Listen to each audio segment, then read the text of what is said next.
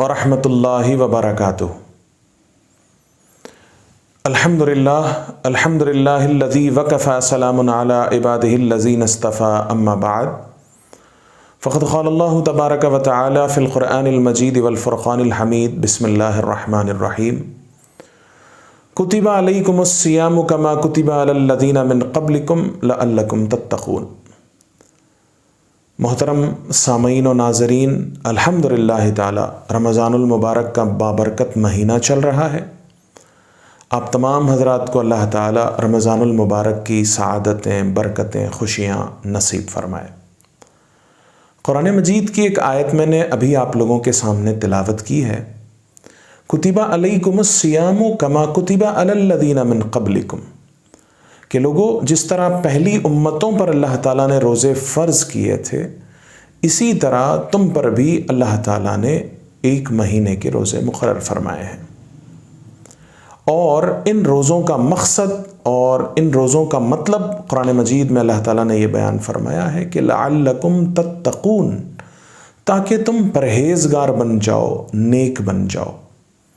परहेज़गारी का मतलब ये होता है कि इंसान रोज़े के अंदर सुबह से शाम तक भूखा और प्यासा रहना ही रोज़े का मकसद और मतलब नहीं है, बल्कि इस भूखे प्यासे रहने के साथ साथ इंसान अपनी आँखों से गलत देखने से अपने आप को बचाए, अपनी ज़बान को गाली गलोच करने से, गलत बोलने से बचाए, अपने कानों से गलत सुनने से अपने आप को बचाए, और अपने ख़दमों को गलती की तरफ, गुनाह की तरफ ले जाने से बचाए, अपने हाथों को किसी पर जुल्म होने से बचाए।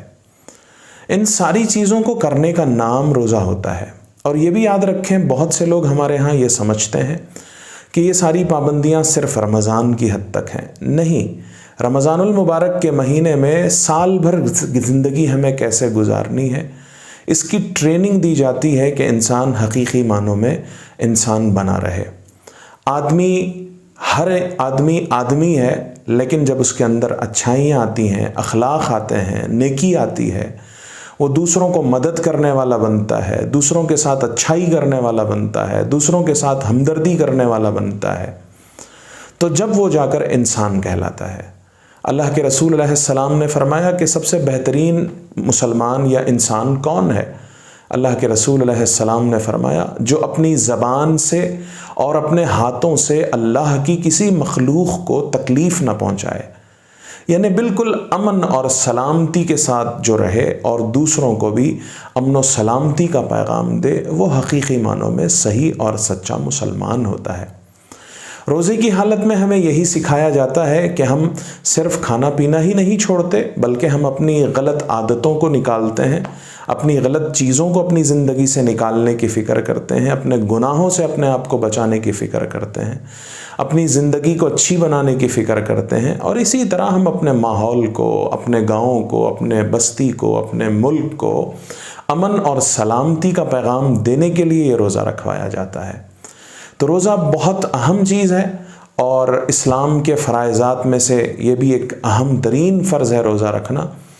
अल्लाह का फ़ज़ल व करम है कि हम सब लोग रोज़ा तो रखते हैं, लेकिन रोज़े के अंदर क्या पाबंदियाँ करनी चाहिए, किस उसूल के साथ ज़िंदगी गुजारनी चाहिए, इसका भी हमें ख़याल रखना चाहिए।